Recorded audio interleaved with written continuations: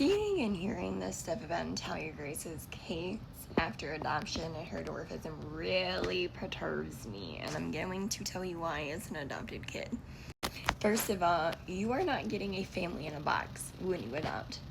In fact, you are building your dreams of motherhood or parenthood off of the pain, trauma, identity, and existence of this child that you deem erasable when it's not. You are not buying a perfect kid, because even if you birthed one, they would not be perfect. These children are purchased and trafficked legally, taken from their homeland, their parents, their families, which is more than a mother and a father, and I think a lot of people forget that. All mental health studies and all studies about adoption stop after the finalization of adoption.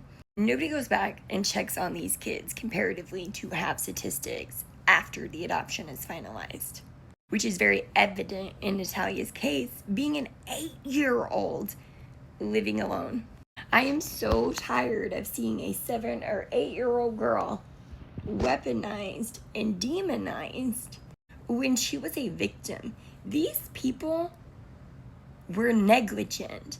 Not only did they neglect her needs, her hygiene, her nutrition, but they abandoned her in the responsibility that they felt so entitled to, parenthood. This girl was hiding knives, and I'm telling you, as a child who once hid knives, it was not for no reason. In fact, I'll tell you exactly why. It's because a man and other children were coming into my room at night to physically harm me. Those same people today in my 30s will tell you, oh, she's so crazy. She's so crazy. But what they won't tell you is that they were physically abusing a child. That child was being essayed in their home and they did nothing. See, people are always focused on the reaction instead of the initial action, right? You want to focus on the part of she had a, but not why she had it. Why did a 7 or 8-year-old have one of those in their room and hidden all over the house? Could it be because she didn't feel safe anywhere in that house? I mean, to be real honest, her parents deserve jail time. You kidnapped, bought, and trafficked a child whom you then abandoned. And I saw a video where this creator, Nicole, was like, oh, they could just be readopted. They are not a fucking dog at a pound that you can return. This is not motherfucking Babies R Us. These adults that feel entitled to somebody else's children adoption, they are creating generational trauma. They're not adopting that kid for the kid. Oh, I just want to help him. Because if you just wanted to help him, you would help their biological parents financially, right? If you just wanted to help them, you would leave them in their communities, right? In a kinship with school, with church, with somebody that they had rapport with. If it was about the child, you wouldn't be erasing their identity and their existence before you. Crazy to be blaming a 7 or 8-year-old kid who was clearly terrified.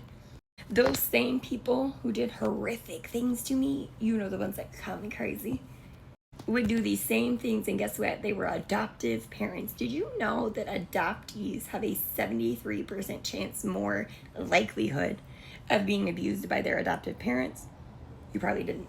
Did you know that identity crisis surface into their 50s? You didn't? Okay. Did you also know that the statistic of their cell more than triples? See, a lot of adoptive parents don't know these things, but they don't care to know them. They didn't study the statistics. They didn't ask the children. They didn't take any initiative besides using their money, their rights, and legislative judiciary systems to purchase children legally. That's all they cared about. They didn't care how it would affect that child. They didn't care about the pain that it would cause that child, because it only gives them joy. It's incomprehensible to them that they could cause pain when they love this child so much.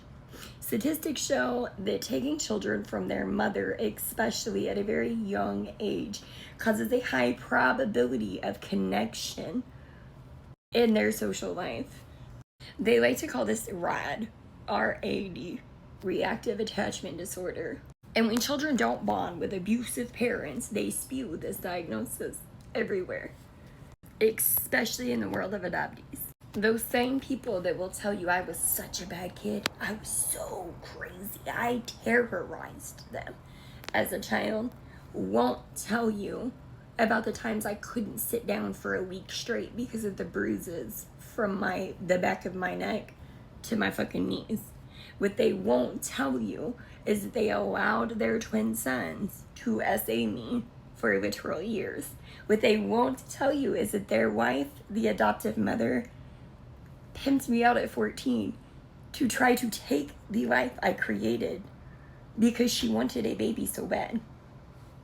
They won't ever tell you what they did, but they will focus on her reaction. And her reaction was life and death, fight or flight, knives, weapons for 7 and 8-year-old kids. Well, I have kids and my kids never did those things. Do you know why? Because my kids never felt danger. They weren't in danger. I would have given my life for them. That little girl did not feel that. She felt unsafe, unloved, unwanted, and it's very evident by her story and her interviews. These people adopted a child and then abandoned her after abusing her emotionally, neglecting her. Crazy as fuck to villainize a child whom logically would have had fucking issues because you adopted them.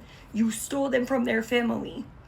And whether you did that or they were already separated really is not the point. It's null and void. The point is that you didn't think about the consequences of your actions for these children. And most adoptive parents don't. They want a cookie for their good deed. And the fact that she has dwarfism is crazier, because tell me that you didn't do any research. I started my period when I was 9 years old.